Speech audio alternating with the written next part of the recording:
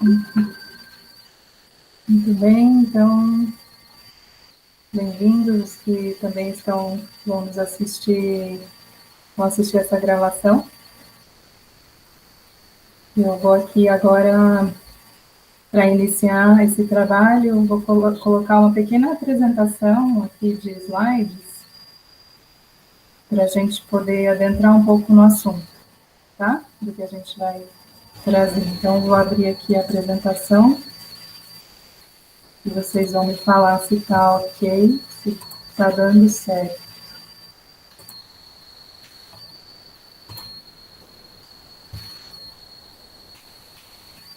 Se alguém puder me falar se está vendo, se está ok.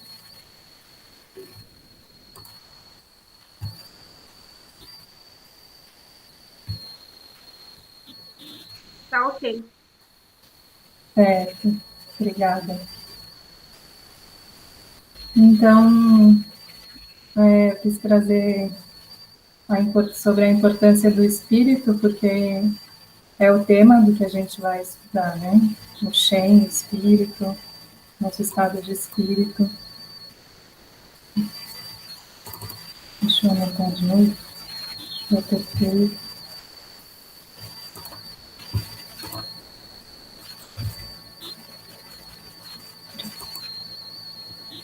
Então, o Shen, como a gente falou no encontro anterior, né, ele é toda a esfera dos aspectos emocional, mental e espiritual de um ser humano. Essa é uma definição do Maciossia, que foi um grande estudioso da medicina chinesa. A gente tem vários clássicos aí que ele nos deixou, já morreu, né? Mas ele é uma grande referência para nós, para todos que estudam medicina tradicional chinesa. Então, ou seja, o Shen é tudo aquilo que nos torna um indivíduo, tudo que nos torna diferente de um dos outros, aquilo que nos faz ser um indivíduo mais do que uma pessoa, ou seja, é aquilo que nos individualiza como seres. Ou então, tem uma outra definição de Shen também que eu gosto bastante, que fala assim, que é o princípio vital que anima o homem. Então, tem várias definições de Shen. Eu acho que poderia ser escrito um livro assim sobre tudo que é o Shen, mas a gente pode ir fazendo essa síntese do que é isso, do que é esse princípio vital que nos anima e que nos torna diferentes uns dos outros, né? Sobre a raiz dos desequilíbrios, né? Então, sintomas físicos crônicos são vistos como a manifestação da doença que se origina da raiz, bem, e a raiz normalmente está na mente ou no espírito. Então, a gente já tem alguns dados aí, né? A gente sabe tanto de desequilíbrios, de doenças que são psicossomáticas, e esse é um conhecimento, assim, muito antigo, na verdade, de que uma doença, um desequilíbrio para ele se manifestar no físico, ele surgiu primeiro num outro nível, que é um nível mais sutil, um nível energético, e aqui a gente traz como no espírito, na mente, né? Então, uma outra dimensão mais sutil, e esse desequilíbrio ele vai se aprofundando, aprofundando, até que chega no físico. Então, quando ele chegou no físico, ele já estava lá há muito tempo sendo gestado nos outros corpos, né? Nos outros níveis do nosso ser. Então, para a gente realmente curar um desequilíbrio, a gente tem que ir na raiz, no que gerou o desequilíbrio. E aqui eu trouxe alguns dados só para a gente, né, trazer um pouco também para o consciente esquerdo, números, né? Um estudo que foi realizado no Reino Unido com 22 mil pessoas. E aí eles viram, esse estudo é de 2003, tá? Então, claro que já mudou aí esses números, mas dá para a gente ter uma referência.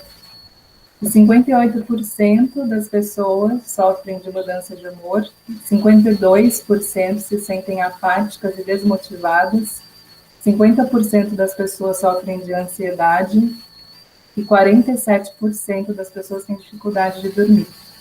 42% das pessoas sofrem de depressão. Então, assim, para a gente ver o que é assim, quase mais do que a metade das pessoas, da porcentagem de, né, da população sofre de algum tipo de desequilíbrio que tem origem na mente e no espírito. Daí a importância de a gente tratar essa questão na raiz, né? Todas as questões. E é algo tão antigo que o Cícero, Marco Túlio Cícero, que viveu nesse ano de 106 a 43 antes de Cristo, já falava que as doenças da alma são mais perigosas e mais numerosas do que as doenças do corpo.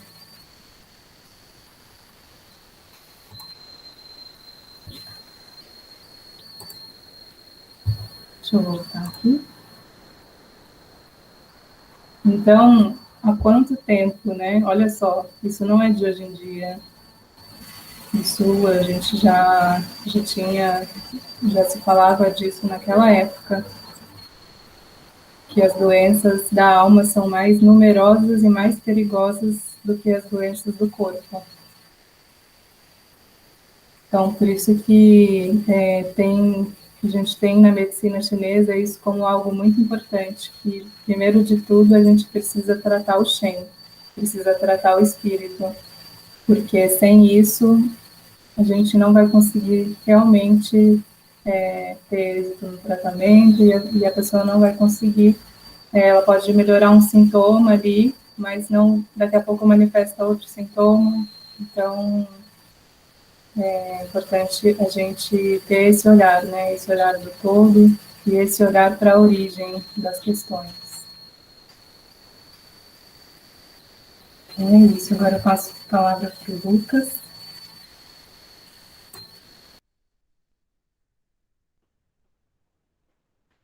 Olá, pessoal, boa noite. Que bom vê-los novamente. Quer dizer, eu estou vendo só a Ju aqui, tá todo mundo de câmera fechada.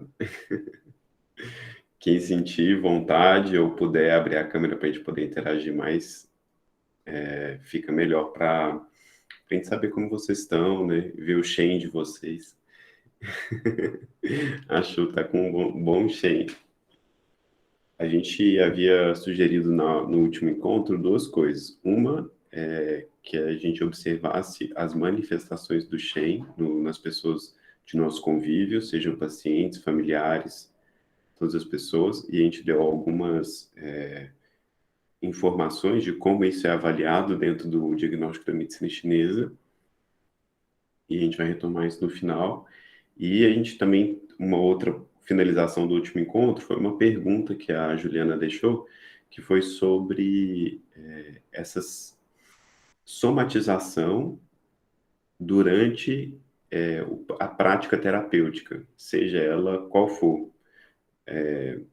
mais sutil, menos sutil, né? Sei lá, um trabalho com psicologia, um trabalho com reiki, ou um trabalho com acupuntura. O caso é que vários profissionais de vários lugares sentem essa pressão de, ou durante a sessão, ou antes da sessão, ou depois da sessão, o encontro de cura, a pessoa sente o sintoma que o paciente estava sentindo. Isso tem, ou no outro dia, ou dias antes, né? Isso não importa. A questão toda é que existe uma troca, uma absorção desse sintoma, e a gente está tentando trazer luz para isso, no ponto de vista que a medicina chinesa pode colaborar para essa questão, principalmente porque tudo que é discutido dentro dessas terapêuticas orientais, elas têm em si um tratamento junto. Então, isso é o mais interessante. Não fica só uma questão filosófica, porque do ponto de vista filosófico pode ser muitas coisas, e a gente não quer entrar no mérito aqui de estar falando uma verdade absoluta, porque acho que a gente não tem essa pretensão mesmo.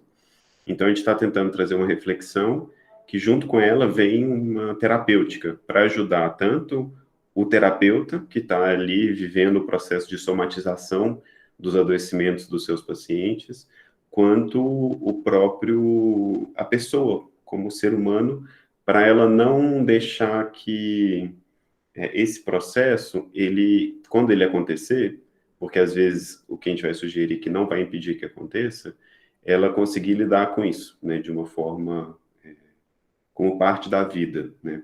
Assim como se ela não fosse terapeuta, ela entrasse numa sala onde a energia está, entre aspas, pesada e ela sentisse aquilo, ou se ela entrasse num convívio com amigos ou familiares, onde circula pensamentos ou ações negativas e a pessoa começa a sentir aquilo, né? Então a gente vai abordar tanto do ponto de vista terapêutico quanto do ponto de vista da vida, vamos dizer assim, né? Para a gente poder lidar com isso nesses dois âmbitos que na verdade é bem parecido, mas tem as suas peculiaridades. E depois, para todo mundo saber o que a gente vai fazer, a gente vai tratar sobre as 5 almas. Dentro da medicina chinesa, igual a Cintia trouxe, o conceito de Shen, ou de espírito, ou de alma, ele é bem amplo, e dependendo do contexto que a gente fala, ele vai tomar sentidos diferentes. Então, isso também é super importante para quem vai querer estudar isso. Depende muito do contexto, então vocês vão ver palavras se repetirem e terem significados bem diferentes, dependendo do contexto que a gente estiver utilizando. O que a gente vai tentar fazer aqui é uma síntese. Então, essa síntese, se vocês lerem, pode ser que vocês encontrem diferente do que a gente está falando, por conta dessa questão do contexto, né? Mas a gente quer deixar como um processo de reflexão que nos leve a ações práticas, né? Esse que é o fundamento. E aqui a gente vai falar um pouquinho das 5 almas, que é uma alma só, mas que didaticamente a gente divide em 5 movimentos, para a nossa compreensão, apenas isso, mas na verdade é uma consciência só. De um determinado ponto de vista, é uma consciência só. De outro ponto de vista, são 5 movimentos, né? Esse aqui é o ponto. Vamos responder primeiro, então, a questão que a Juliana trouxe, tá, Ju? Eu, como terapeuta ou como pessoa, adentro o ambiente e eu começo a me sentir mal. Alguns sintomas disso, por exemplo, é o bocejar, né? Que aí a pessoa não tá mal, mas boceja muito, fica bocejando, bocejando. Fica abrindo a boca, né? Ou sente um peso, um cansaço, né? Uma coisa. Ou sente um inchaço nessa região do estômago também, isso acontece, né? Incha o estômago. Não porque ela comeu alguma coisa, né? Não, fora esse caso. E ela pode sentir pressões que vêm em regiões do corpo que tem acúmulo de energia, como a cabeça, né, ou o coração, ou aqui, ó, nas costas, principalmente aqui na base da nuca, né, aqui na nuca, as costas. Então, uma pressão que não é de uma origem natural, não é uma contratura muscular por conta de um exercício ou a falta de um exercício. É uma pressão que vai acontecendo. Isso é uma forma de sensibilidade, isso que a gente quer colocar aqui quando a gente vai estudar o Shen. Então, eu estou sensível a algo, estou sentindo aquilo. Quem sente é o espírito, é a alma. Através do que ela sente? Dos 5 sentidos. Então, a gente tem 5 sentidos e a gente vai captar o mundo através desses 5 sentidos, a princípio, né? Então, é mais amplo do que isso, mas a princípio a gente tem 5 sentidos e capta o mundo a partir desses 5 sentidos. Então, essa sensibilidade, ela é uma característica do ser humano e também de todos os seres que têm alma, que dentro dessa percepção da medicina chinesa, tudo tem alma, né? Tudo tem Shen. Todas as coisas são sensíveis. O ser humano, então, é sensível, então ele vai sentir as coisas. A questão é, então, o que eu faço com essa sensibilidade? Porque tem pessoas que são mais sensíveis e tem pessoas que são menos sensíveis. Isso é um fato. Tem substâncias da vida, igual um livro, ele tem sensibilidade, ele tem Shen. De alguma forma ele tem consciência, porque ele é uma coisa que existe.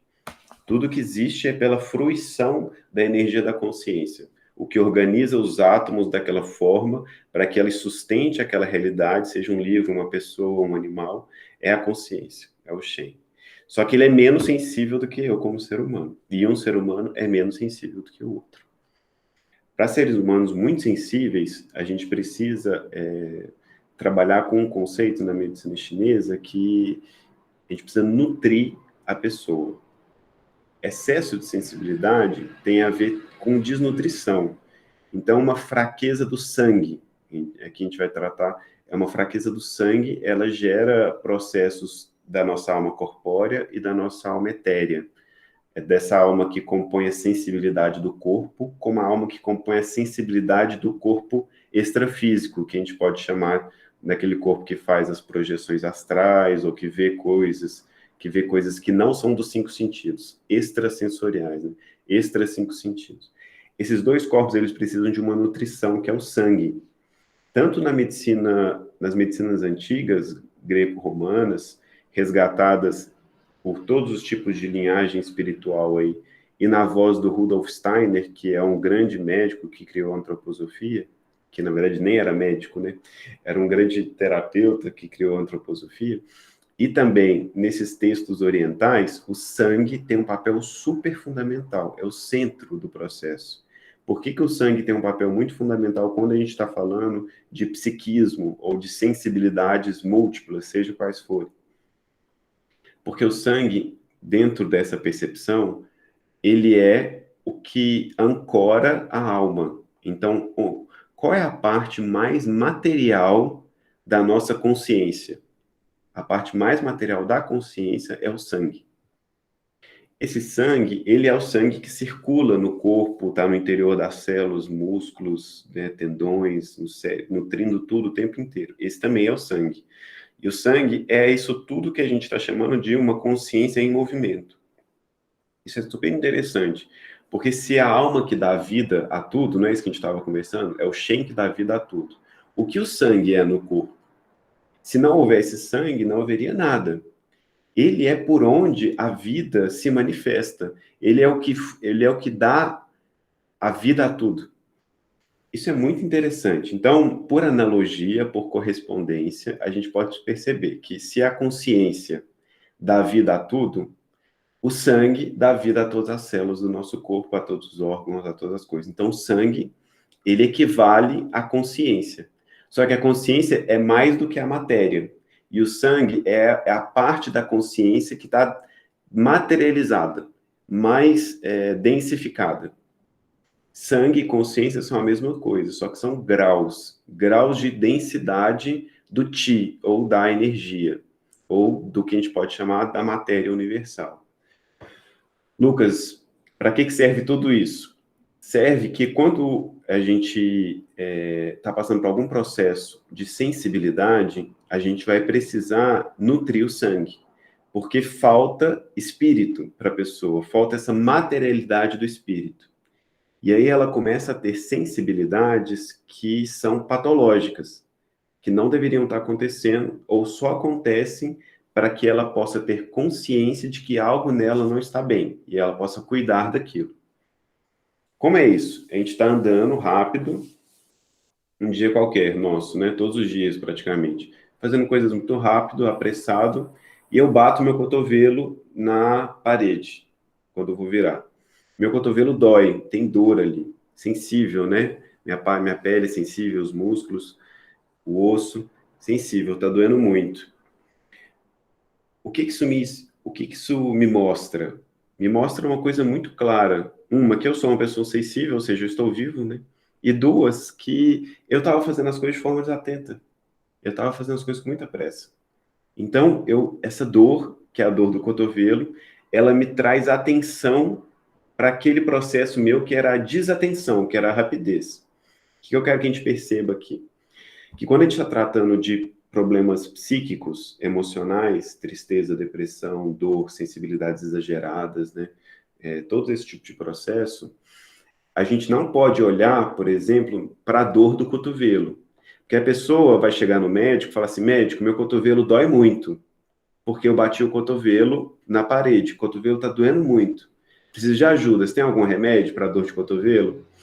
Só que o problema não era o cotovelo, o problema era a pessoa fazer as coisas de forma desatenta, era ela estar muito agitada. Olha que importante essa analogia que a gente está fazendo. Então, o que a gente vê aqui fora, sensibilidade exagerada, tristeza, depressão, angústia, é o cotovelo doendo. Não é a origem do cotovelo. Não é a origem da dor do cotovelo. olha que importante.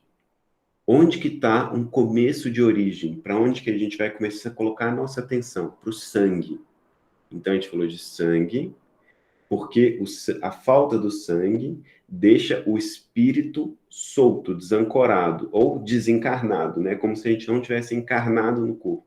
Como se o espírito, a consciência não pudesse materializar no corpo, porque ela está uma deficiência de nutrição dela. Ou a sua parte material está desnutrida.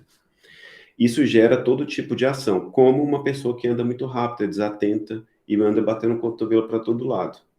Então, quando eu vejo o cotovelo, quando eu vejo a tristeza, eu não, como terapeuta, o convite nosso aqui é a gente não ficar muito preso nisso, na dor, na tristeza do outro, no ressentimento, na chateação que ela está com o familiar dela que fez isso ou aquilo outro, com o patrão que fez isso ou aquilo outro, ou essas coisas todas que são as nossas dores de cotovelo, elas são a manifestação mais externa de todas, que só serve para a gente ver que tem alguma coisa na nossa vida que não está bem. Ótimo, esse é um primeiro ponto super importante quando a gente está falando do olhar terapêutico que a medicina chinesa tem para nos oferecer. Vamos continuar o raciocínio, até que está tudo bem?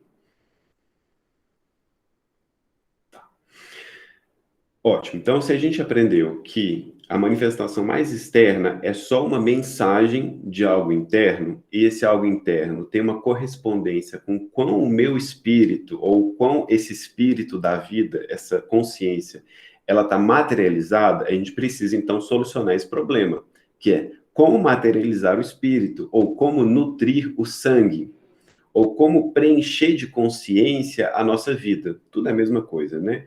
A gente está falando, todo é sinônimo. Como fazer isso, então? Como nutrir esse sangue? Ou como nutrir de alma, de vida, esse corpo, esse corpo mental, esse corpo emocional, esse corpo físico, esse corpo energético? Como nutrir de vida? Como circular esse sangue pelo corpo? Esse seria o ponto. Mais do que qualquer outra coisa, que são pessoas chegando no consultório, vai conversar com você, mas isso tá muito ruim, estou sofrendo muito, eu terminei um relacionamento, ou estou desempregado, não consigo arrumar emprego, isso me causa muita preocupação, ou tenho muita preocupação com os meus filhos, um pensamento obsessivo, só penso coisas ruins, isso é o cotovelo doendo, isso vai ser importante, mas isso é minimamente importante. É o mínimo de importância possível a gente vai dar para isso. O máximo a gente vai dar para essa questão de nutrir a materialização do espírito no corpo. Uma forma, agora vamos dividir isso, tá? Então, até aí a gente falou de um ponto de vista super amplo. Agora a gente vai dividir e eu vou responder melhor a pergunta da Juliana. Porque a gente vai dividir essa materialização em 5 coisas. Então, a gente tem 5 formas dessa materialização. Que uma delas é o que a gente começou a conversar semana passada, que foi o Po, em chinês, Po, que diz respeito a uma tradução que a gente tem para português, chama alma corpórea, ou a alma do corpo. Essa alma do corpo, ela tem esse tipo de sensibilidade. Cabeça pesada, sentindo aqui, ou sentindo um aperto no peito, ou sentindo a dor mesmo. A pessoa tem dor no braço, eu sinto dor no braço, ela tem problema no estômago, eu sinto problema no estômago. Qualquer tipo de sensibilidade corporal, apreensível no nível do corpo, dos 5 sentidos. Isso é o Po, um dos aspectos do espírito. Como nutrir a alma corporal? Agora essa é a questão. Ou como nutrir esse sangue, essa materialidade dessa consciência no que diz respeito às nossas sensações corpóreas. Esse é um ponto super importante que vale para todos nós. E como terapeuta, o importante é nosso olhar também. E como pessoa, é super importante a gente cuidar disso. O Po, ele tem uma conexão, e é um treinamento que a gente precisa fazer, é com a respiração. Então, existe uma conexão muito direta entre a alma corpórea e o nosso pulmão. Quem abriga a alma corpórea, pensando mais materialmente ainda, é o pulmão. Então, a gente está grau de materialização, aí o pulmão que abriga a alma corpórea. O pulmão físico mesmo. Então, a gente precisa trabalhar com essa região, que na medicina chinesa a gente chama de Zong Qi, ou Qi de reunião, que está presente no tórax. Trabalhar com o Qi de reunião presente no tórax tem a ver com nutrir o sangue, Porque o sangue, diferente da nossa medicina do lado de cá, ele é construído no coração. Quando eu como algum alimento, ou bebo algum líquido, ou respiro, mas vamos no alimento primeiro. Comi ou bebi? Aquilo desce para o meu estômago, não é? O meu estômago faz o processo digestório ali, de enzimático, junto com o fígado, vesícula, e vai fazendo aquele processo todo de quebra do alimento. A parte mais material desse alimento desce. Só que a parte que vai formar o sangue no corpo, ela sobe. Que parte que vai... Não pode ser uma coisa material, concreta, porque a gente está falando de alma. Então, essa alma do alimento, ela é sutil. O estômago e o baço aqui, ele tem a capacidade de liberar essa essência do alimento, que vai ser formada aqui no meu tórax. Então, o baço, ele faz que tudo suba, que o processo suba, que o processo chegue ao teu meu tórax. E ali ele vai encontrar com a energia do coração, do pulmão e dos rins. O rim é uma chama, um calor que fez que essa energia aqui gerasse um processo de um metabolismo, né? Um metabolismo mais interior, mais espiritual, mais energético do alimento. Então, isso aqui vai ser formado aqui no meu tórax. Olha que interessante, né? Então, o alimento, dessa perspectiva, a nutrição ou o sangue, ele é formado aqui no meu tórax. E ele vem de onde? Da minha respiração, daquilo que eu como, daquilo que eu bebo e da força dos meus rins. Tudo isso se realizando num grande metabolismo aqui no meu tórax. Ótimo. Como é que a gente vai aplicar isso, então? Sabendo que é aqui no tórax. Primeira coisa, estamos falando de sensibilidade corpórea. Corpo, pulmão. Pulmão, pô ou alma corpórea. Alma corpórea trabalha com a respiração. Como nutrir, então, a essência não, o sangue, né, a materialização da minha alma corpórea? Trabalhar com exercícios respiratórios. Esse é um ponto super importante. A gente respira mais de 20 vezes por minuto, às vezes até 30 vezes por minuto. Quando a gente está ansioso, passa de 30. Existe uma meta indicada dentro da ciência da alma, pela medicina chinesa, no caso, pelos taoístas, né? 7 vezes por minuto. É uma meta, 7 vezes por minuto. Então, a respiração ela tem que ser muito mais profunda e ela tem que ter esse tempo onde eu estou sem ar, soltei todo o ar, estou sem ar, e quando eu puxei o ar, eu fico com o ar preso um tempo. Esse processo de puxa o ar, segura, só esvazia, fica sem, puxa. Quando ele é mais harmonioso, mais profundo, ele vai descendo até chegar nesse torno de 7 vezes, mais ou menos. E isso faz parte do não envelhecimento do nosso corpo. Eu não sou cientista, muito menos biólogo da nossa ciência de cá, mas eu sei que o processo de oxidação, né, que tem a ver com oxigênio, que oxida as coisas, tem a ver com esse envelhecimento, rugas e processos de deteriorização do nosso corpo, por conta do excesso ou do fluxo desse oxigênio no nosso corpo, que não está harmonioso. Não sei aprofundar nisso, porque não é a minha área de atuação. Mas do ponto de vista da medicina chinesa, o nosso corpo, o nosso po, ou essa alma corpórea, essa sensibilidade, ela é afetada pelo meu movimento respiratório. Complementando, chega uma pessoa no consultório, ou vocês estão procurando ajudar a si mesmos ou alguém. A pessoa tem a respiração muito curta. Ela tem um problema de sensibilidade. Ou ela está insensível, desensibilizada, que fica meio aquele zumbi, que a gente tem visto muito adolescente dessa forma, e até pessoas de todas as idades, né? A pessoa fica sem força. Isso tem a ver com o sono dela, que está ruim, e tem a ver com que vai estar refletido na respiração, mas cuja origem é o po. Essa alma corpórea dela está desnutrida, desencaixada. Está precisando de ser reorganizada. A pessoa ou vira um zumbi, ou ela fica ultra sensível. Você olha para ela, chora.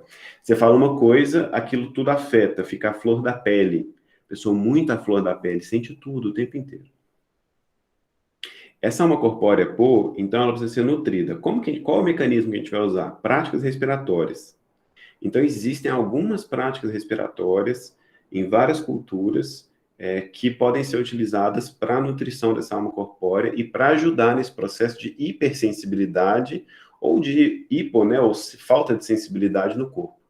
Esses dois processos são ajudados principalmente pelo grau de nutrição que vai acontecer quando o Ti do ar entra aqui pelos pulmões, formando esse sangue, entre aspas, né, que é o sangue material mesmo, mas que na verdade surge de uma essência mais sutil.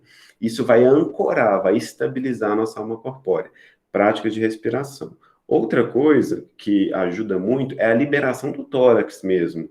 Isso pode vir por práticas de fisioterapia, de osteopatia, práticas de Qigong, de yoga, que conseguem fazer esse movimento de liberação do tórax, tanto atrás quanto na frente. No curso, a gente vai ensinar uns exercícios que, no caso, foram colocados de forma muito simples, visando chakras. Então, visando esse chakra maior. Só que existem muitos e muitos exercícios. Dentro da medicina chinesa, a gente trabalha com algumas posturas. Por exemplo, a postura do arqueiro, quem conhece Qigong, é uma postura que desbloqueia muito isso daqui. E ajuda muito nesse processo. Entre muitas outras, né?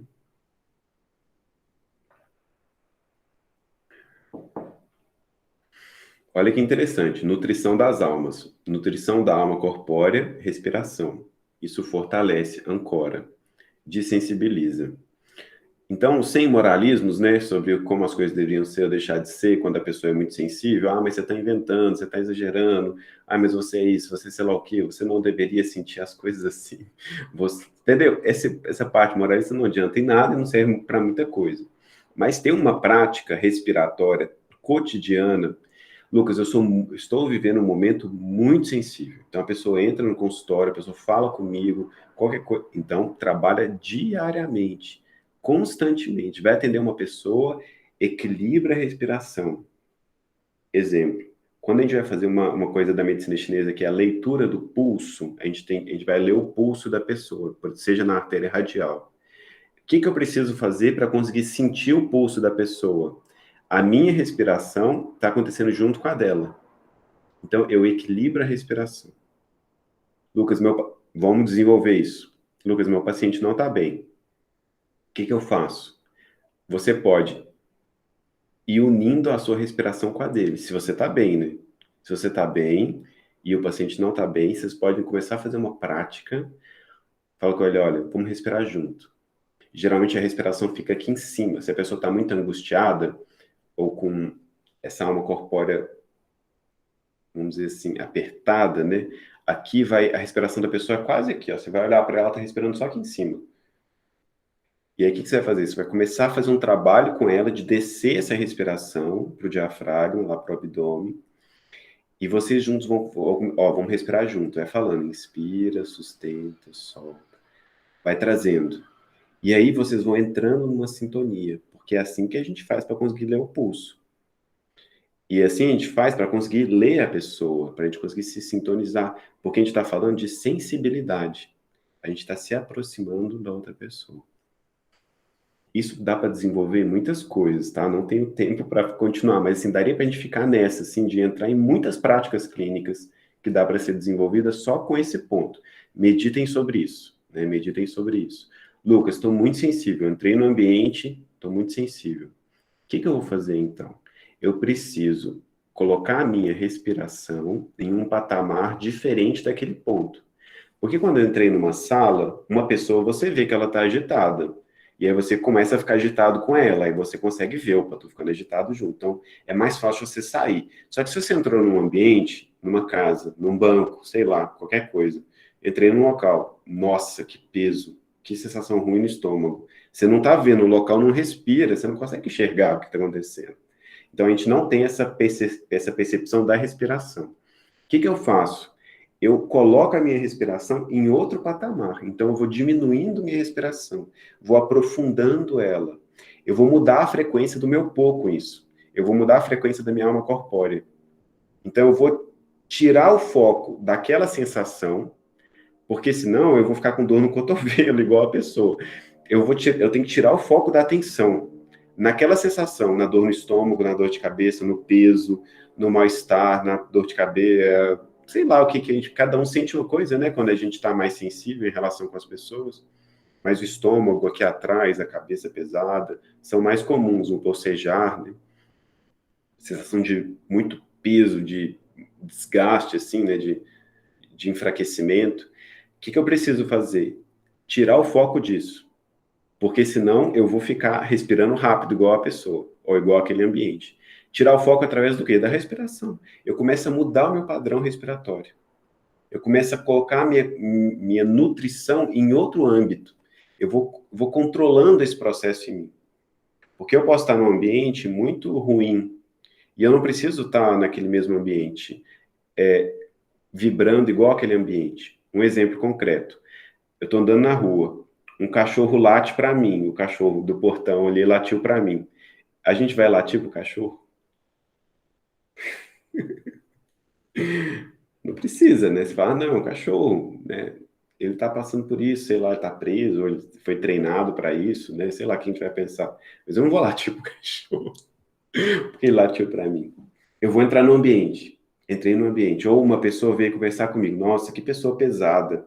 Vou mandar ela embora. Sai de perto de mim, pessoa pesada. Você é uma pessoa muito ruim.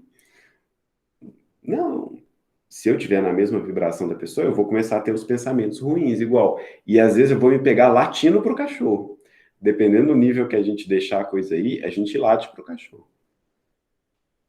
Esse é o ponto. A nossa sensibilidade, ela é tratada no nível da nutrição. Então eu preciso me nutrir ou preencher materialmente mesmo, sabe? Não é, aqui não tem moralismo. Eu preciso materialmente ancorar essa alma, ancorar essa consciência, para dessensibilizar esse processo de ficar preso ao que está acontecendo ao meu redor.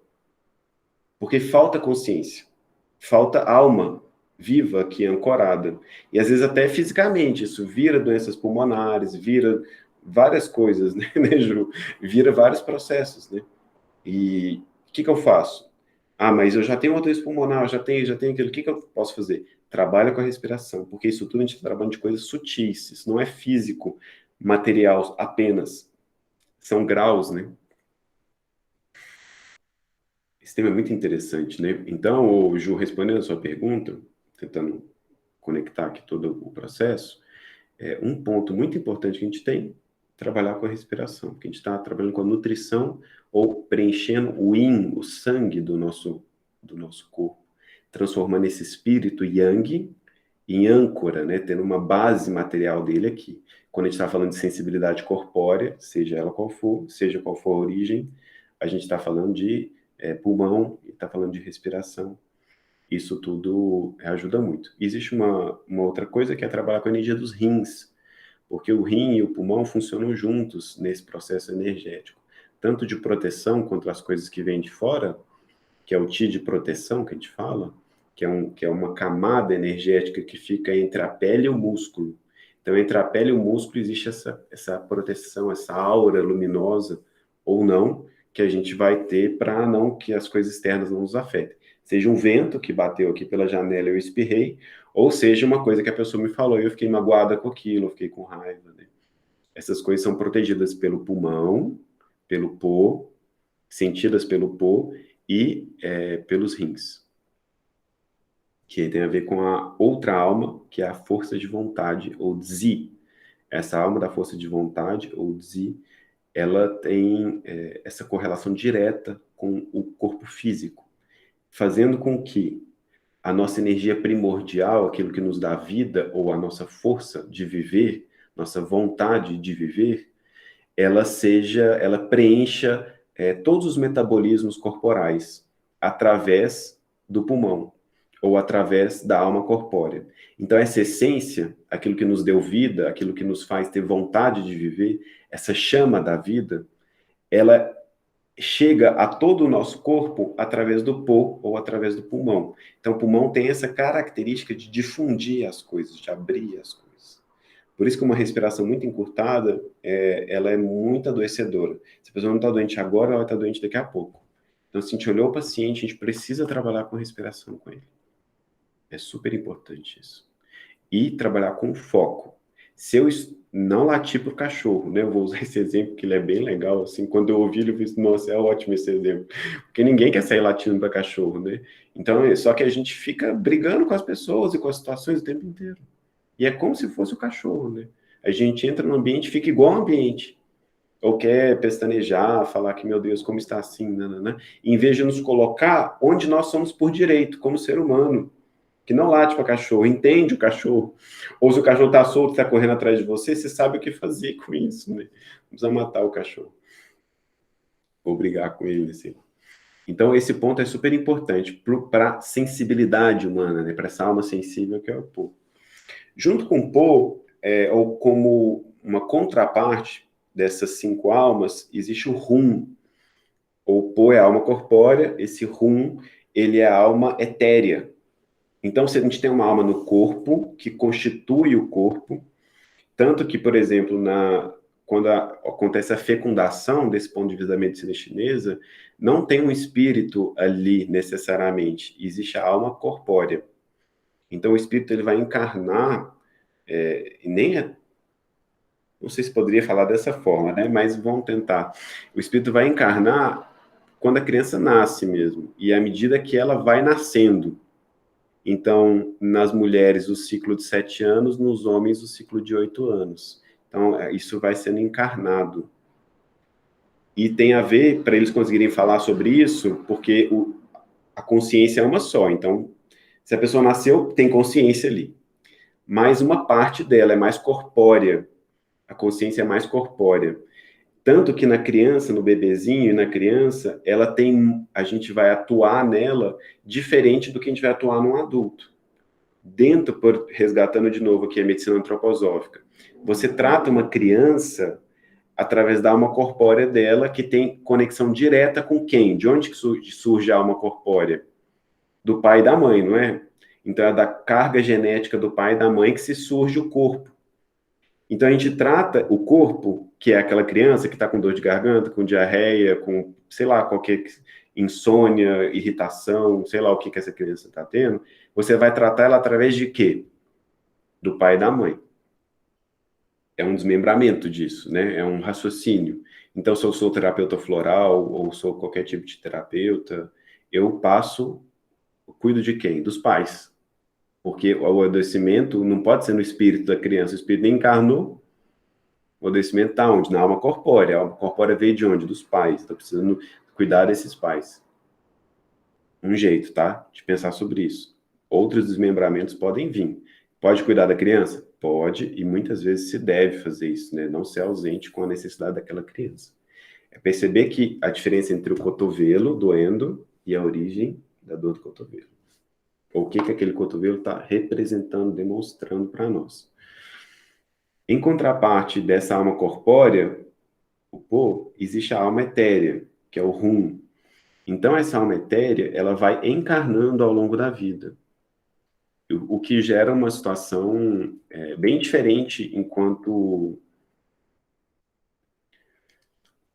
Como que a gente vai cuidar disso? Então, afecções da alma etérea existem também dentro dessa prática clínica. Por exemplo, pessoas que são muito sensitivas. Eu não vou usar mais a palavra sensível. Sensível, a gente estava falando de 5 sentidos. Vou falar de sensitiva, que são pessoas que sentem coisas extra 5 sentidos. Então, a pessoa vê, ouve, ou a pessoa sonha, até acordado, ou sonha muito dormindo, ou é sonâmbula. Tudo o que diz respeito a isso que a gente pode chamar de espírito do ponto de vista mais popular do termo, vamos dizer assim, sabe? Então, assim, todas as afecções do espírito, elas dizem mais respeito ao rum do que ao po. Então, ver coisas, ouvir coisas, esse medo que antes de dormir, parece que o escuro me causa medo, ou essa coisa não visível causa um desconforto, um medo, uma dificuldade de relacionar com aquilo, né? Tudo isso tem a ver com impressões negativas do rum. Então, o rum está afetado, a pessoa é muito sonâmbula, seja na infância, seja na vida adulta. A pessoa fala muito enquanto está dormindo, ou a pessoa sonha, muitos sonhos, assim, daqueles bem novela, sabe? Dá para descrever os sonhos, assim, né? Vira uma história, né? Tem muitas cores, muitos sons ou sensações, né? Isso tudo é o desancoramento, né? A falta do sangue, esse rum, falta do sangue aonde? No fígado. Então, lembra que a gente falou de sangue como uma coisa global. A gente está cortando para a gente conseguir tratar, né? Explicar e tratar. O pulmão, o rum, fígado. Falta de sangue no fígado. Então, a gente precisa cuidar dessa nutrição ou dessa materialização da consciência do fígado. Seria falta de sangue no fígado, assim. O que causa falta de sangue no fígado? Entre muitas outras causas. As causas alimentares são bem comuns, né? Uma alimentação desregrada, ela piora muito o estado do fígado. Qual tipo de alimentação desregrada? Excessos de gorduras fazem muito mal para o fígado mesmo, até para o fígado nesse ponto de vista da alma que a gente está falando. E o maior vilão de todos os tempos são as drogas. Álcool, cigarro, qualquer tipo de droga recreativa, né, vamos dizer assim. E os remédios também, drogas alopáticas. Mas as drogas recreativas são, assim, o maior vilão. E eu acredito que outro processo de adoecimento muito grande do fígado, porque é o sangue do fígado também que nutre os olhos, a qualidade da visão, pessoas que têm miopia, astigmatismo, qualquer tipo de doença ocular, ela é uma deficiência do sangue do fígado também, entre outras causas, mas uma das causas principais é essa. Então, eu estou pensando no computador e no celular. Eu acho que na época que esses livros foram escritos, mesmo os livros modernos de medicina chinesa, não se colocou muito isso. Eu acredito que isso é uma das causas. Também desse processo de adoecimento do fígado e da alma etérea. Uhum. É só colocar aqui também é uma forma de diagnosticar, de ver que a pessoa está ali com um rum que não está ancorado, e a pessoa tem um problema de discernimento, de visão, tá ligado à visão, né? Então, às vezes, ela dá uma proporção muito maior do que o que as coisas têm. É uma coisa pequenininha, ela fala daquilo como se aquilo fosse enorme. Então, tem uma falta de um desequilíbrio aí no olhar, na sua capacidade de olhar e ter discernimento sobre aquela questão. E também tem uma característica de o quanto essa pessoa consegue ter clareza e realizar os planos da vida. Então, tem um discernimento essa clareza de ideias para a realização dos planos da vida. E aí você vê que quando a pessoa tá nesse desequilíbrio, provavelmente ela tem um rum que está afetado. E aí você precisa cuidar também do fígado, né? Para fortalecer a energia do fígado e, consequentemente, você está fortalecendo o rum, tá? Ajudando a ancorar essa alma etérea.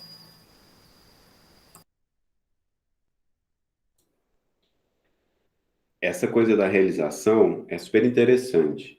Ela envolve dois órgãos. Pensando nesse termo do órgão como uma entidade, né? Uma consciência materializada.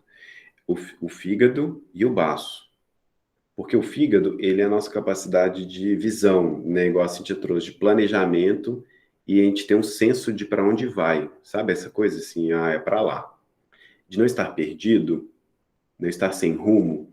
A falta de rumo é uma deficiência do rum, que a gente vai tratar ela cuidando do fígado. Olha que interessante. Sintoma super comum hoje em dia, falta de rumo. Né? O rumo e o rumo. O rumo e o rumo. A falta de rumo. Isso acontece quando a pessoa usa o álcool, ela perde o quê? Perde o rumo de casa, não é assim que eles brincam? Bebe tanto que perde o rumo de casa. É isso, assim. esse enfraquecimento do nosso fígado faz uma perda de direção na nossa vida. Então, essa sensação de falta de direção, ela é muito presente por conta dessa deficiência do sangue do fígado e desse adoecimento do rumo da nossa alma etérea. E o baço, ele ajuda a realizar as coisas. Então, a saúde do baço é uma saúde de realização. Planeja, direciona e realiza. O baço realiza. Tanto que o baço, ele cuida da força dos membros. Pessoas que têm mãos frias e pés frios têm um baço fraco. Tem um I fraco, né, que é o intelecto. A pessoa fica com o intelecto dela fragilizado. Mãos frias, pés frios. Ou força muscular reduzida. Então, a pessoa tem um baço fraco. Muitos sintomas do baço, tá? Não vamos entrar aqui nisso. Mas é para essa capacidade com direção, planejamento e direção, eu realizar as coisas. Fígado mais o baço. Falta de rumo, perda de sentido, apatia, falta de criatividade, falta de projetos, ideias, tudo isso, e o excesso de ideias, excesso de projetos, excessos de sonhos, excessos de vontades que deixa a pessoa igualmente sem rumo, porque ela quer tanta coisa, tudo isso tem a ver com a fraqueza nesse ancoramento, ou nesse sangue, nessa parte material da consciência no corpo. E aqui a gente está chamando qual parte do corpo? Do fígado. Então, sonhos, visão, propósito, planejamento, inspiração, ideias, capacidade de traçar, né, de se organizar para chegar em algum lugar, almejar chegar em algum lugar, tudo isso isso está muito generalizado de um ponto de vista de extremos, porque pelo menos o que a gente mais tem visto ou pessoas que são superestimuladas, porque a televisão, a mídia e a nossa cultura superestimula o rum o tempo inteiro. Você tem que conquistar, planejar, alcançar, ser criativo, ser dinâmico, ser sei lá o quê, né? Existe todo um processo cultural de superestimulação desse rum, tanto que um processo cultural de superestimulação do uso de drogas, tudo junto, né? Porque são dois desequilíbrios que só podem existir juntos. Se não existisse droga no nosso planeta, ninguém cairia nessa história da carochinha de que eu tenho que ser super dinâmico, super sei lá o quê, né? Não, eu tenho que ser eu, do jeito que eu sou. Uma rosa, um botão de rosa, ele tem a sua beleza porque ele é daquele jeito, que é muito diferente de sei lá, um pé de coco, um coqueiro. Duas coisas completamente diferentes. As duas coisas têm que ser igual para ser bonitas, né? As duas coisas. De onde que a gente cai nessa história, entendeu? De que todo mundo tem que trilhar um caminho igual, né? Que todo mundo tem que ser assim, um assado. Isso só pega, e está pegando muito nos adolescentes, né? E gerando muita angústia, muito sofrimento neles, porque a gente está com esse rum fraco. E para o rum estar fraco, eu preciso maltratar o meu fígado. Como que eu maltrato o meu fígado? Usando drogas, comendo muita gordura ou alimentos muito gordurosos em excesso, alimento muito industrializado e usando drogas alopáticas também, né? Remédios em excesso. Então, qualquer dor que eu tenho, tomo remédio. Qualquer coisa que eu sinto, tomo remédio. E é interessante, né, porque assim, a gente vê a importância de ter essa visão, essa outra visão, né, que a medicina chinesa traz, porque, por exemplo, uma pessoa que tem insônia, ela pode tem vários tipos de insônia, mas um dos quadros de insônia que a gente vê é por uma deficiência do sangue do fígado, justamente, né? Porque a gente precisa ter um bom sangue. O sangue é como se fosse a caminha para o Shen poder repousar durante a noite. Então, se a gente não tem um bom sangue, o espírito ele não se ancora, fica vagando durante a noite e você não consegue dormir direito, né? Então, o que você precisa é nutrir esse sangue do fígado, e aí a pessoa vai conseguir dormir bem a noite toda, porque o rum tá encarnado, tá ali encaixado no corpo, né? Não tá separado, vagando aqui. Então, e aí, só que o que a medicina chinesa faz? Vai lá e dá remédio para a pessoa dormir, que vai piorar o fígado dela, vai ficar cada vez pior, então ela vai precisar de cada vez mais remédio, porque aqueles remédios fazer efeito e a pessoa está se intoxicando cada vez mais, né? Então é uma coisa que não tem fim. Quando no que ela só precisava nutrir, cuidar desse fígado, cuidar do sangue do fígado, né? E aí tem essas outras terapêuticas que vão, esse olhar da medicina chinesa vai nesse sentido, né? Então chega uma pessoa, ela tá muito à flor da pele, vamos somar as duas coisas que a gente aprendeu, o rum e o po. Um ataque de histeria, né, ou algum processo de bipolaridade, algum processo mais grave, psíquico, ele é uma somatória do desequilíbrio dos dois, porque no corpo a pessoa sente as coisas mesmo. Ela sente muita dor, muito incômodo, mesmo que seja por um pequeno toque, né? Por exemplo, a fibromialgia.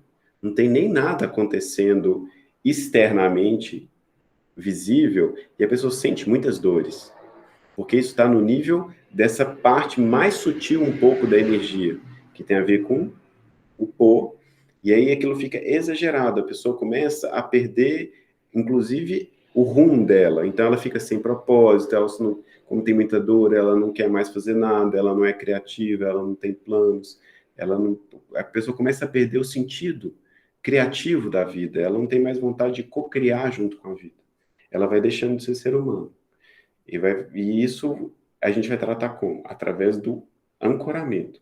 Primeiro, tira os maus hábitos. Duas coisas que afetam muito ruim o povo é a qualidade do nosso sono mesmo. Então, quanto mais a gente conseguir cuidar dessa qualidade desse sono, mais a gente vai ter um resultado prático na clínica com os nossos pacientes e conosco, de recuperação, de melhora, de voltar à vontade de viver, de voltar ao sentido, você está menos sensível ao que nos chega, né? De todos os sentidos possíveis. Então, a qualidade do sono é super importante. Para o pó, som é respiração. E para o rum, a gente estava falando, tirar maus hábitos, super importante. Todos esses que a gente falou até agora são péssimos hábitos que fazem, que possibilitam que a gente fique nesse grau de adoecimento que a gente está. E uma outra questão que é muito direto com o rum é esse nutrir da nossa relação com o espírito mesmo, que a gente chama de fé. Então, isso que a gente chama de fé, ou esse religare, essa religião, isso ajuda muito a gente harmonizar esse nosso contato com essa parte mais sutil da vida. Porque o fígado, como criativo, tudo que cria, ou tudo, o fígado também, ou esse rum, ele é a primavera. A gente pode, se a gente fosse pensar em termos de estações, no nosso corpo é o fígado, no corpo do planeta é a primavera. Então, essa capacidade de florescer, de criar, ela é uma qualidade da consciência. Como que eu vou trabalhar com essa qualidade da consciência se eu não estou nutrindo essa consciência em mim? Porque não é o Lucas que cria. A nossa mente, o que a medicina chinesa está colocando aqui, não é a mente que tem uma boa ideia, uma ideia criativa. Não teria como vir da mente, porque a mente é um somatório de coisas do passado, coisas que eu vivi, que me contaram, que eu pensei sobre, baseado na minha experiência, naquilo que eu conseguia aprender pelos 5 sentidos. E aí gerou um jeito de pensar a vida, um juízo de valor, um grau de conhecimento. Então, tudo isso é velho, tudo isso já aconteceu. Então, eu vou dar um conselho para alguém e falar assim, ó, quando eu vivi isso, foi assim. É velho, tá vendo? Não é uma coisa nova. Mesmo que a gente coloque uma roupagem toda nova, mas é um Frankenstein. A mente é um Frankenstein. A gente costura as nossas experiências de vida, coisas vividas e tudo mais, e transforma aquilo numa coisa que a gente fala que é a nossa cabeça, o nosso jeito de viver e de pensar. Tudo bem. O rum não é isso. O rum é o espírito, é a alma. É o nosso contato com a criatividade. Então, de onde vem a criatividade? Ela vem desse novo. A primavera é sempre nova, é sempre um florescer. A coisa nunca se repete. Não existe uma folha numa árvore, numa pétala, que é igual, é sempre único. A natureza não repete nunca, não existe nunca uma repetição. Por mais que pareça, por mais que existam padrões de funcionamento. Não tem repetição. Lucas, peraí, muito abstrato. Meu paciente está lá, passando mal, com dificuldade, ou estou aqui passando mal com dificuldade, sem vontade de viver, sem perspectiva de vida, adoecido do meu rumo, com insônia, que mais? Com sonambulismo, com que não consigo nem colorir uma folha de papel que eu não tenho vontade. Tá tudo preto e branco, minha vida tá uma sem graceza só. E eu não estou sem perspectiva nenhuma. O que eu faço? O que você está me falando de primavera, de criatividade e de largar esse Frankenstein que é a nossa cabeça para lá? A gente está falando de religare, ou de religião, ou de união com essa coisa mais interior, com essa coisa nova, sempre nova, que é essa parte da nossa consciência que é expansiva, que é para frente. As religiões fazem isso, né, através das suas práticas, através dos seus processos, que é entrar em contato, sei lá, no catolicismo, por exemplo, com o Espírito Santo de Deus. O Espírito Santo é essa capacidade dos dons da alma, de renovar. Aí eles têm as práticas. Então, se faz a comunhão, se faz sei lá o quê. No budismo, a gente tem que encontrar a verdadeira natureza da mente. A verdadeira natureza da mente é o vazio. O vazio de onde tudo vem, de tudo é novo, não tem nada lá guardado. É vazio, entendeu? Não tem Frankenstein. Não tem assim, ai, ó, Juliana, na minha vida foi assim. Eu acho que se você fizer isso aí, vai acontecer isso assim, assado. Ó o Frankenstein, entendeu? A gente não sabe. O que é real mesmo, se a gente não quiser ser um monte de professor bugiganga aí, né, de ficar criando coisa, a gente precisa aprender a lidar com o que é real. E para aprender a lidar com o que é real, aprender a lidar com o que é novo, sempre novo. O que é sempre novo, eu preciso de ter um jeito dessa consciência criativa estar em mim, porque a gente está cheio de Frankenstein. Desde do dia que a gente nasce, se coloca um monte de ideias na nossa cabeça, de como as coisas deveriam ser ou deixar de ser. Não é fácil sair disso. Aí entra, por exemplo, esse processo de união com o Espírito Santo, com a natureza da mente. No taoísmo, o cultivo, a gente chama assim, né? O cultivo do Tao, o Tao é aquilo que é o absoluto, aquilo que é o vazio. O cultivo do Tao.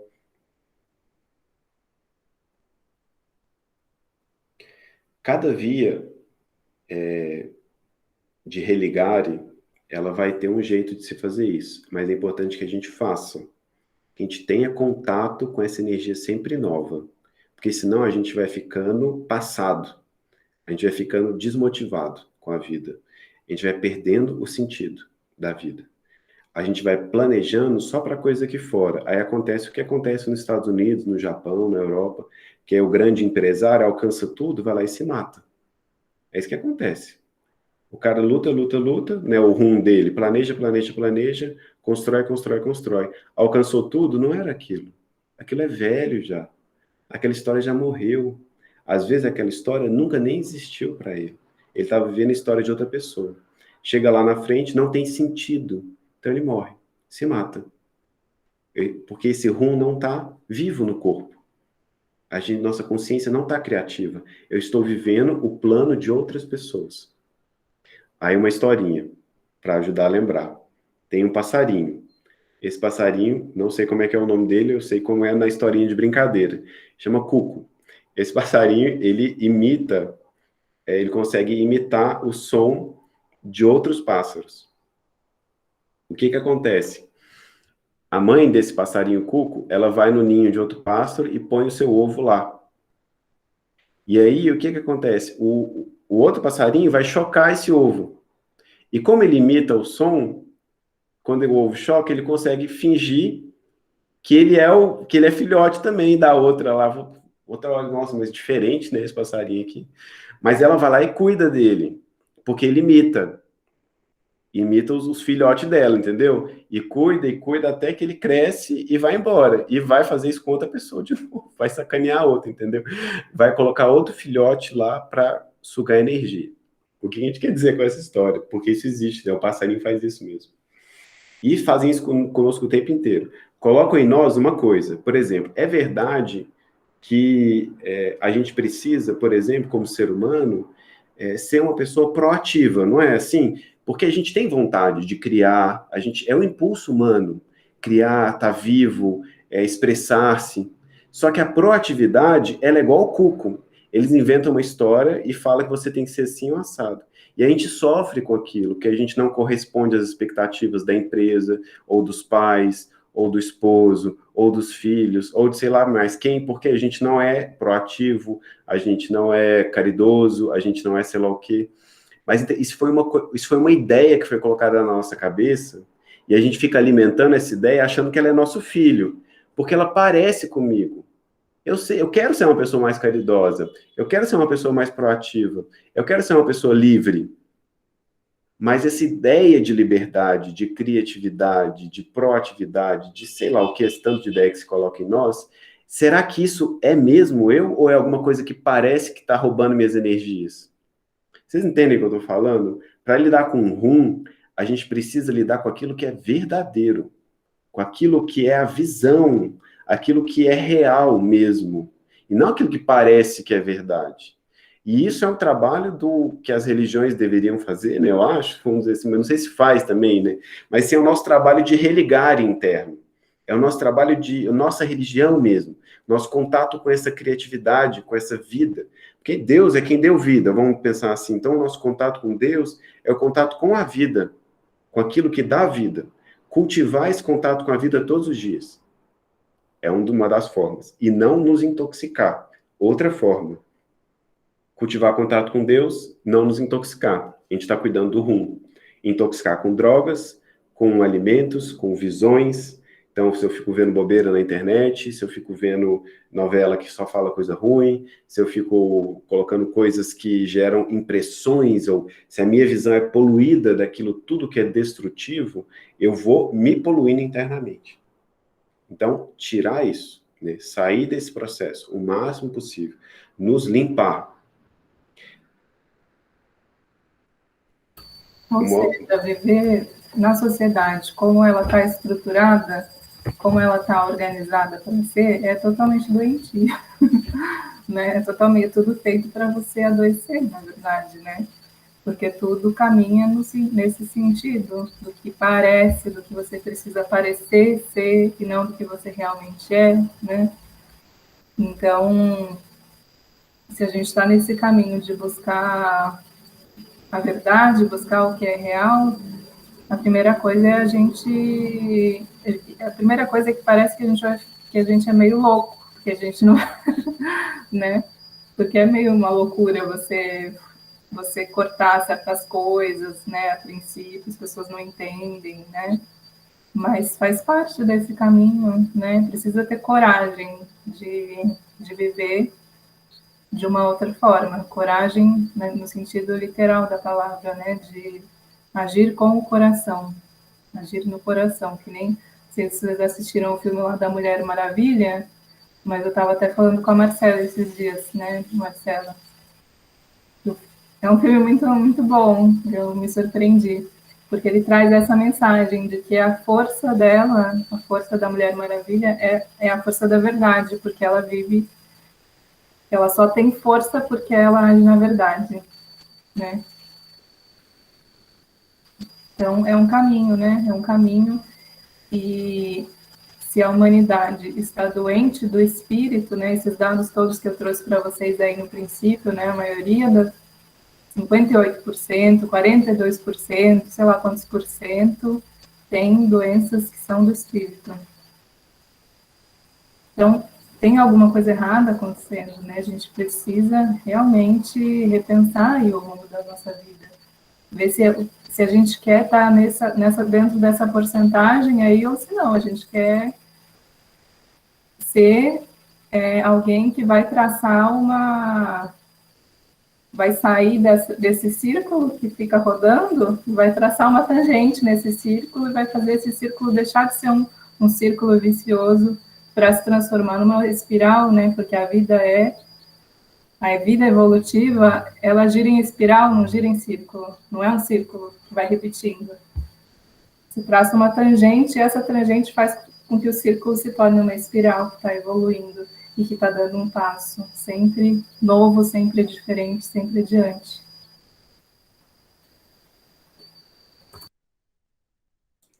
Qual o nosso papel como terapeuta, visto esse quadro, né? Sugestão, reflexão aqui, não que esse é o único papel, uma sugestão, uma reflexão.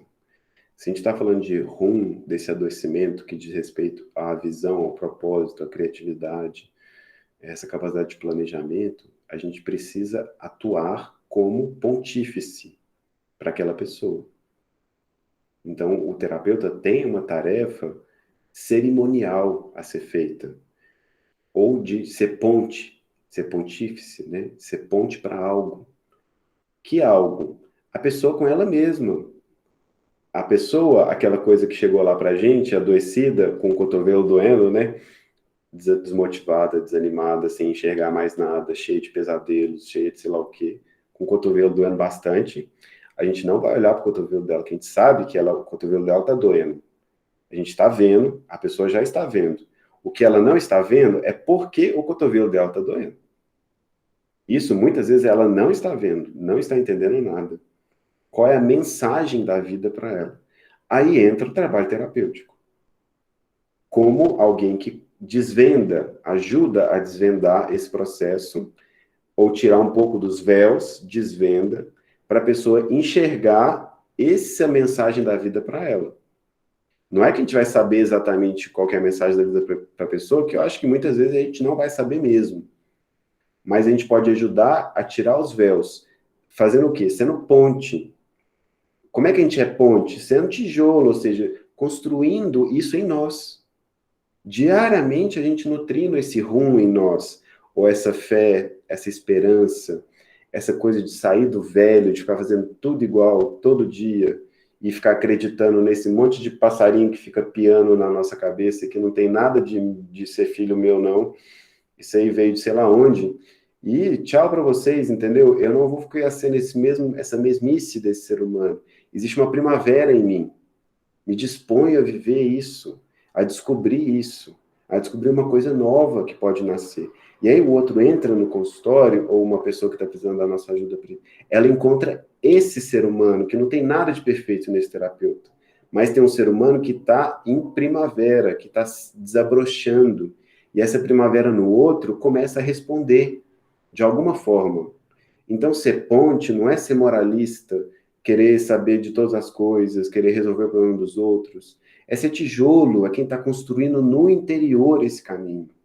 E aí, por ressonância, por afinidade, a gente consegue, de alguma forma, sustentando esse processo que o outro vai vivendo. Aí entra as desculpas terapêuticas, né? Não é muito bem...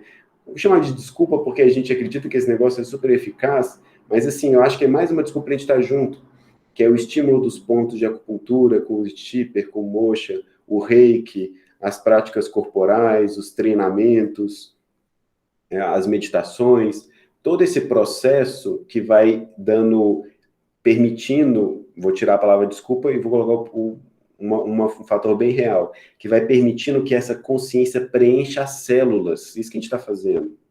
Então, quando a gente aplica alguma terapêutica no corpo, que é o que a gente vai ensinar no curso também, aquilo é para a célula sentir aquela vibração, se abrir para aquela vibração. Então, quando a gente muda a frequência respiratória, é para a célula ficar mais preenchida de consciência, da consciência daquele ser lá, não a consciência daquela outra coisa que estava fazendo ele respirar rápido, ou que estava fazendo ele se sentir sufocado, porque tinha uma consciência ali. Alguma consciência estava adoecendo naquele corpo.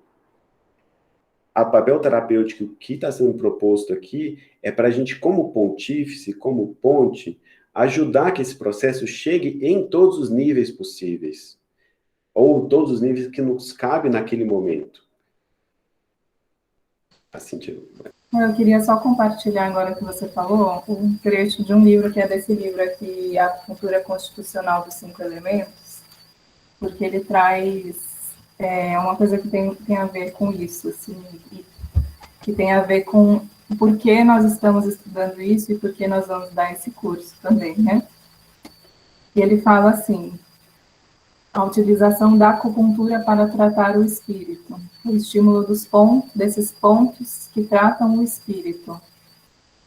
Ele fala assim: na época do Neijin, ou do Nanjing, que é o período em que a influência do taoísmo sobre a medicina chinesa encontrava-se no seu ápice, a acupuntura era a forma de terapia mais discutida. O Ling Shu, que é um clássico da medicina chinesa, dedica-se exclusivamente à acupuntura. Com sua habilidade para influenciar o qi da pessoa nos canais, a acupuntura era considerada como modalidade terapêutica principal para iniciar uma mudança no espírito e na mente de um indivíduo. Então, assim, olha só, era considerada a modalidade principal para iniciar uma mudança no espírito e na mente desse indivíduo, por conta dessa capacidade da acupuntura, dos pontos, de movimentar o Qi e tudo isso que a gente está falando do mundo todo, vida, né? Porque acontecem coisas que a gente nem tem ideia, assim, a gente pode estudar o que cada ponto faz nos livros, e cada hora você descobre uma coisa nova, mas tem muitos outros aspectos que a gente não sabe, que a gente não tem conhecimento ainda, ou porque ninguém teve essa percepção, né, ainda, e não está escrito em lugar nenhum, mas tem muito, é muito misterioso, é muito grande, né? Nosso corpo é algo muito magnífico.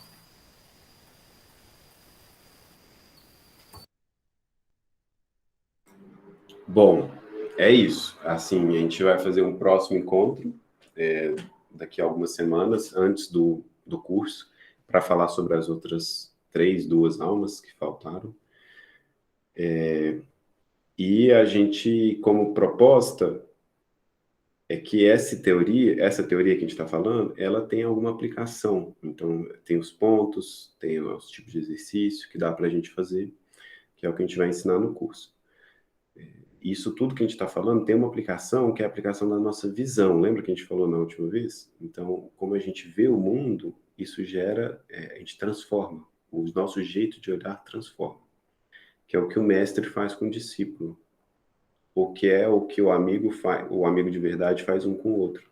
Tão bom estar na sua presença, né? Porque o outro te olha apesar daquilo tudo que você está mostrando. Então ele vê uma coisa em você que às vezes nem a gente está conseguindo ver. Então aquilo nos transforma. Um olhar verdadeiro chama a verdade que tem no outro. Isso um amigo faz, isso um pai e uma mãe faz, isso o mestre faz com o discípulo, isso a vida faz conosco o tempo inteiro. Então, o olhar é muito importante. A gente tem feito nesses encontros uma retomada do olhar. A gente está olhando esses temas por outros pontos, né? A gente está tentando despertar a verdade, ou pelo menos uma parte da verdade, para que esse olhar fique cada vez mais profundo, mais real, mais verdadeiro. Se alguém tiver alguma dúvida, a gente vai abrir agora para as dúvidas, e o nosso próximo encontro a gente vai agendar ainda, antes do curso em si. Alguém quer colocar algum comentário, alguma dúvida, compartilhar alguma questão clínica que tenha vivido, que a gente possa conversar dentro disso que a gente colocou? Pode ficar à vontade, tá bom?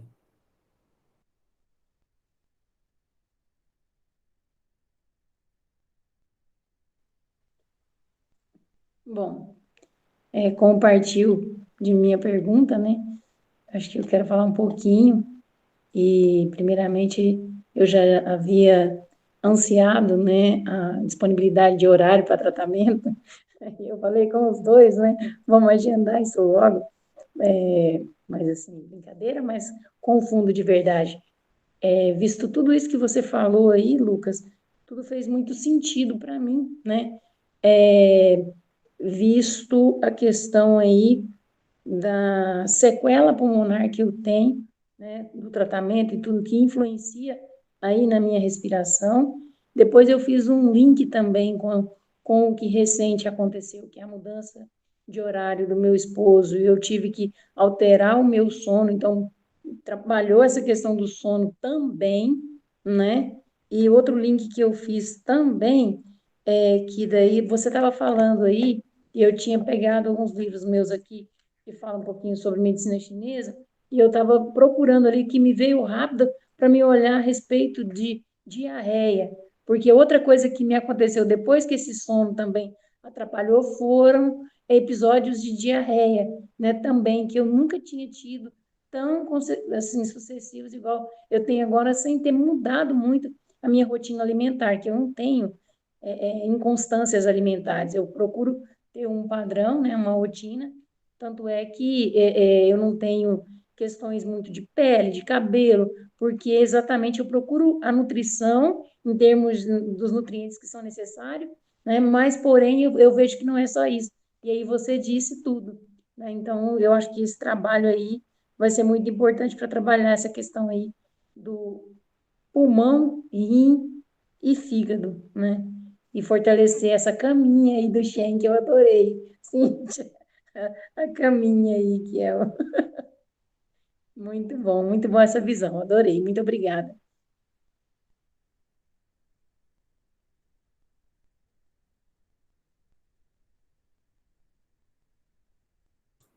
Ah, valeu, Ju. A questão da diarreia, ela é multifatorial, com certeza, viu? Mas se que deve ter uma correlação, provavelmente com a saúde dos pulmões, tem.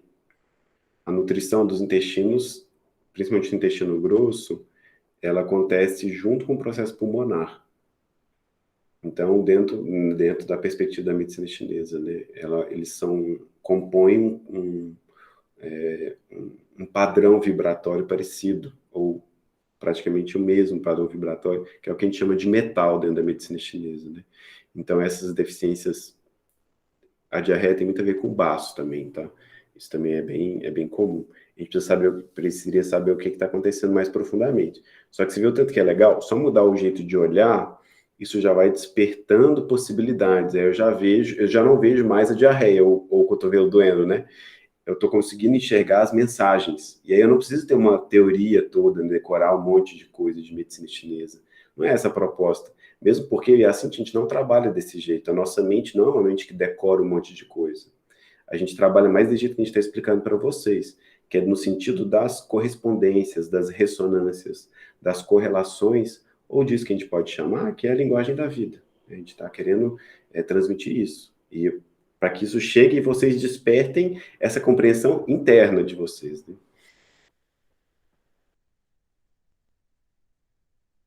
E o mais, só para concluir aqui agora também, e o mais, para mim, né, que tento fazer todos esses links, que eu sou aquela aprendiz ali, né, iniciante ali, eu estar ancorada nesse processo todo e também lá com a minha raiz, nesse processo de mudança na minha atuação, né? Então, eu estou vindo aí de uma vida como professora acadêmica de longos anos e agora entrando para esse mundo terapêutico, né? Permutei aí nas artes manuais aí e agora entrando nesse mundo terapêutico e ainda sentindo, né? Pisando de levinho, conhecendo esse ambiente com todo esse processo aí, ainda para construir essa realização. Então faz todo sentido tudo para mim. Muito sentido. Gratidão a vocês, gratidão. Como colaboração, já que a Ju trouxe, deixar aqui para todo mundo registrado, uma outra forma de ajudar o rum ou a alma etérea é com as mãos. Então, o que na antiguidade se usava muito o tear. O tear trabalha muito com o rum, pelo movimento circular, pelo movimento rítmico, por todo o processo de tecer criativo que o tear representa, e como a mão, como uma expressão realmente da nossa possibilidade de criar coisas, fazer, né? E aí a gente perde, para doenças psíquicas graves, tá? A gente está pensando aqui, psiquiátricas mesmo, ou um psiquismo muito abalado, mesmo que não esteja sendo medicado por um médico, psiquiatra, o trabalho com as mãos na terra, trabalhar com a terra. Então, plantar, cuidar de plantas, jardim, nutrir, podar, esse processo todo com a terra, ele é muito terapêutico para o rum. Então, ele gera um ancoramento do rum através da natureza. Assim como o terapeuta pode ser uma ponte, lembra que a gente falou da respiração? Equiparar as respirações para ajudar? Aqui a natureza faz isso. Porque a natureza, ela é pura vida, pura criatividade. Nunca se repete. Ela é uma ponte muito perfeita para o rum. Então, a natureza, e principalmente o reino vegetal. O reino vegetal é uma ponte muito perfeita muito significativa no tratamento de adoecimentos psíquicos que tem a ver com isso que a gente conversou agora sobre o rim e sobre o fígado. Então, fica aí também mais um processo terapêutico que, quando possível, ser aplicado, que vai ajudar muito os pacientes e a nós mesmos, né? Quando a gente estiver precisando.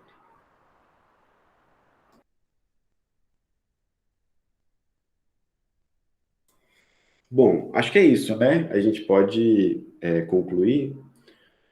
Deu 1h20, mais ou menos.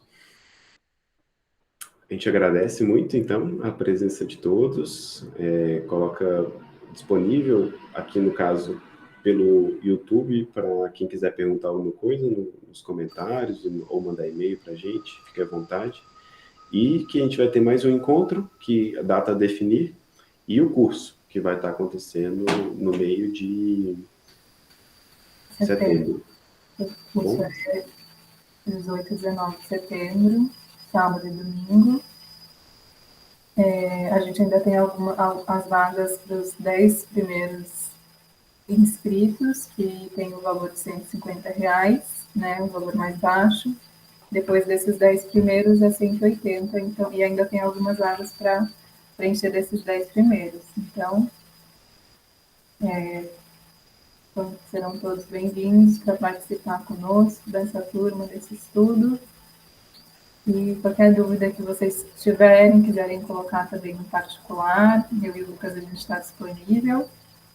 Esse curso também vai ser gravado, então quem não puder ter a possibilidade de estar nesses dias pode assistir a gravação depois, e fica também, a gente fica aberto para tirar as dúvidas. Depois vai ter um grupo do Telegram que também a gente vai manter como um grupo de suporte, né? Então, que vão estar sempre podendo tirar as dúvidas quando estiverem aí com as pessoas, pacientes, querendo usar os pontos, alguns protocolos, né? A gente vai dar esse acompanhamento. Acho que é isso, então, gente.